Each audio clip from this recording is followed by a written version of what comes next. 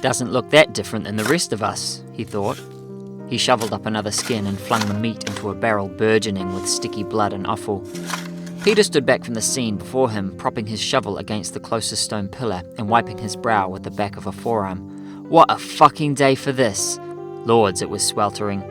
Casting an eye around the courtyard, there was nowhere that someone could stand unoffended by gore. To his eye, untrained as it may be, it looked as if the royals and their guard had exploded from the inside out.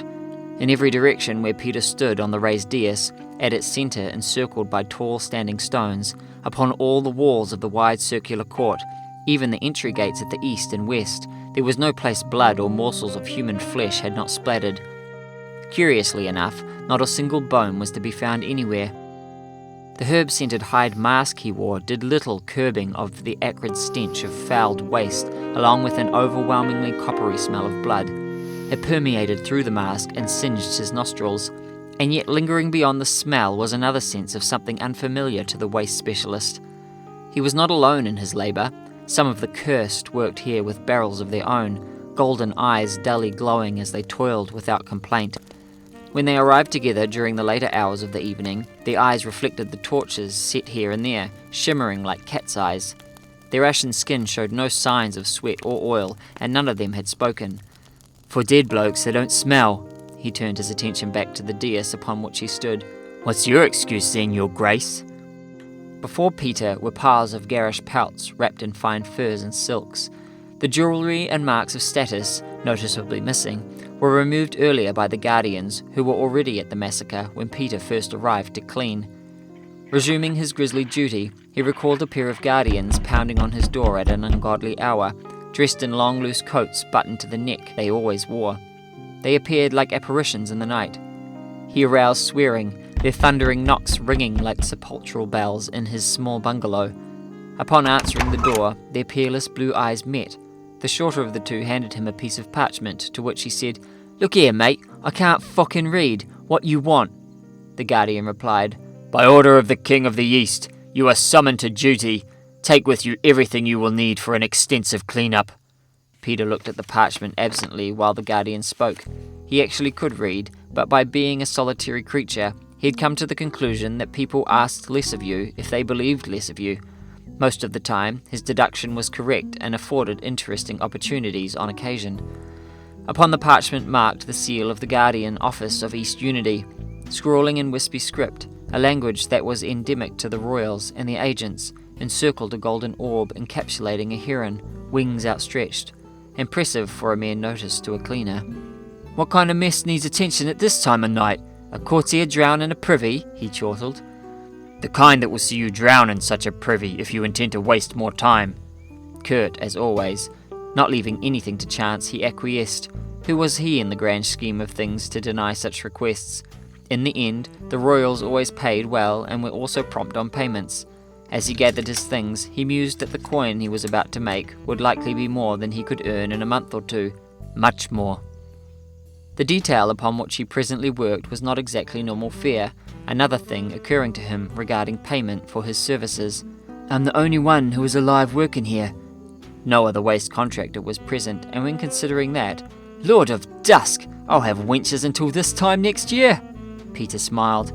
In all of East and West Unity, he was the only alive one doing this specific duty. The day almost being done, most of the flesh and boneless remains were stored and on the back of a cart at the eastern gate out of the courtyard. East City guards were restricting the dwindled yet still milling crowd outside. The western gate was similar and appropriately had West City guards keeping its citizens out of the scene. The cleaning had advanced to a point where only the most well-dressed at the top and centre of the dais remained. Some cursed had accessed a private well in the south of the courtyard and were beginning to wash away dried blood that was caked on, and other smaller morsels of meat that yet remained. Above the high walls were vultures circling the sky, and like the crowd outside, their cries were a cacophony that Peter had stopped paying attention to.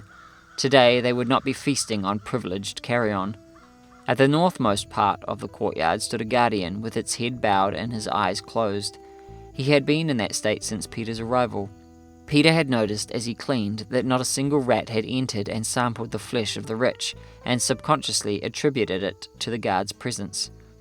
Was Peter and his guard's duties so unsimilar? At their core, they were assuring the horrible dead were given every concession to be unmolested by pests of all kinds. In a way, it was an honour to have been ordered to do this work, to have seen such esteemed hosts in a way not many others would ever see, and further yet, to touch them. There was an irony in this, he knew, as he loaded the last of the esteemed into their personal circular containment. Regardless of their station, they were dealt with like a commoner may have been. There was no gilding on these barrels, nothing special to mark them from anyone else, from anything else. Meat really was just meat. For the briefest moment, Peter wondered if they would be interred in the way they were currently stored, and then thought, meat is money, who actually gives a fuck? Peter bent down and with one gloved left hand pushed a lung, a burst eye, and parts of a liver into the shovel and pushed forward. He scooped up the other hanging meat particles and juices, emptying into the closest barrel containing the accompanying human flesh, landing with an audible wet blop. Without a second glance, he turned and made his way down the steps to his cart, shovel in hand. As he passed a pair of cursed, rinsing and scrubbing the flagstones at the bottom, he said, "The last of them is loaded up. Set about getting them down here so I can depart with a will." The cursed immediately stopped their task and set about their new orders. Miraculous creatures, truly. It's no wonder they choose to have them, and still, not an ounce of sweat on them. He rinsed his shovel at the well the cursed was still drawing water from, and approached his cart, securing his shovel at its side. However, on inspection, something was clearly wrong. Barrels were missing. "Leaving, Mr. Rickson?" came a monotone voice behind him. Peter turned only to find himself staring at the broad chest of a very large specimen. He craned his head to look up at the taller of the two guardians who had summoned him last evening. They had been nowhere in the courtyard prior to now, seeming to materialize out of nowhere. "Something like that, eh, sir? The last of our guests is on their way down, and apart from giving things a wash, we're done here. You have enough of these," he waved a hand around, gesturing at the cursed, "that you do not need me further. They will complete the last of this before night arrives." The dispatched cursed arrived carrying the final barrel between them.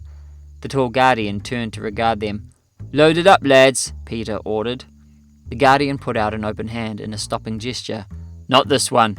Those already on your cart you will take to the midden heap at the eastern exit. Not any closer. Understood?" Peter felt cold inside. "Sir?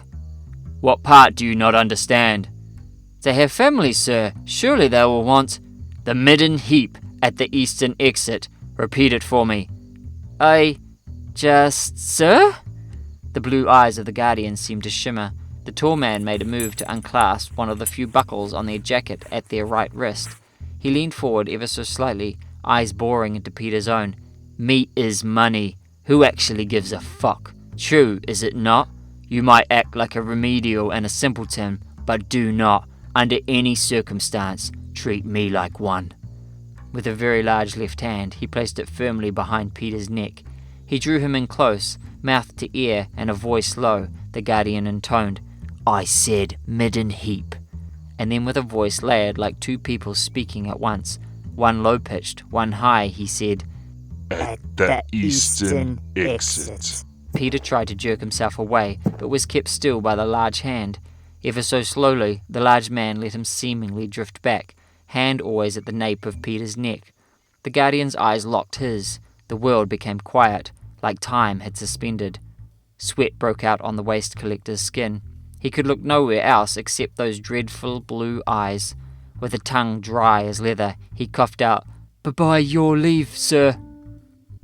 The large man's intense gaze held onto Peter for a moment longer, boring ever more into Peter's own. Seemingly satisfied with whatever he found, he blinked once and let the waste collector go. The world seemed to brighten then, all sound returning to normal. The foul smell in the courtyard was the sweetest thing Peter had smelled in recent memory. He backed away until his back touched the side of his cart, gaining as much distance between them as possible. The guardian half turned and put his right hand on the recently arrived barrel, and with his left hand began to fish in his coat pocket. He retrieved a fist-sized pouch and threw it over his head directly into Peter's waiting palms, without ever looking at him. Instead, his gaze was on one of the cursed, who was sitting cross-legged at the top of the dais and not working. Peter followed his gaze and took in the sight. The sitting cursed looked almost normal, but the eyes were more amber than the standard dull yellow, an intensity in them. Its skin was also less ashen than most cursed, dressed in a coat, much like the Guardian. It also had hair cropped short, uncommon, as all cursed were bald, even the women were. It cocked its head as it noticed Peter's gaze and smiled. Ice crawled up Peter's spine. "You have your coin. Fuck off," the Guardian said, monotonously, without turning. Peter inhaled. "Yes, anywhere else. God's below. Anywhere else." He nodded and gave him a half bow. "Yes, sir." He tied the large pouch of coins at his hip with shaking hands, climbed into his cart, and nudged his horses forward without looking back. As he made it to the eastern gate, the guards parted and he moved through the gathering throng. There were people seated across the way, staring back at where Peter had come. Following their gaze, he noticed a fog behind the guards he just passed, his eyes unable to look through the gloom. At once he remembered the one Guardian in the north of the courtyard with its head bowed. Burn them all. No coin was worth this. The pouch felt dirty even touching him. Whatever it was paying for was more than boneless human remains being discarded as trash, more than the typical bureaucratic nonsense from the crowns, and that cursed. You might act like a remedial and a simpleton, but you aren't one, Rick. Even that blighted Guardian knew. He knew. He shuddered, recalling earlier events. The sun was low in the sky, and the night was fast approaching. It had occurred to him that while he couldn't bear the thought of food, it would do well to eat something. He would complete his work, and the night ahead would be sleepless, ready to begin another kind of task. The only thing to sate his hunger was information. I need the squid. With a semblance of a plan piecing together in his weary mind, he forged through the dwindling crowd toward the east exit of East Unity. After this entire chaotic day, there was finally some direction, something solid as the stones beneath his wheels. As far as normal and simple went, the future would have little of both, he knew. But for now, normal is what he had. Until he got to the east exit, he would enjoy it. It would be one of the last times as such. The wind suddenly blew icy, and he swore he could almost hear the howling of wolves upon the breeze. Winter winds? Impossible for this time of year. Impossible is a word he would become very familiar with. He gripped the reins a bit firmer. Gods, I hate this city.